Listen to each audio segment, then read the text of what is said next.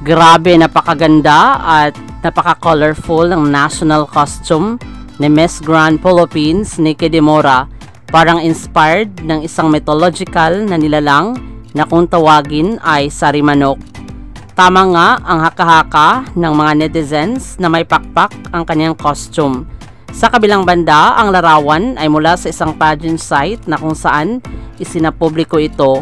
Wala pang patunay kung ito ang mismo talaga ang susuotin ni Nikki de Mora sa Miss Grand International National Costume Competition kasi mamaya pa magsisimula ang nasabing competition.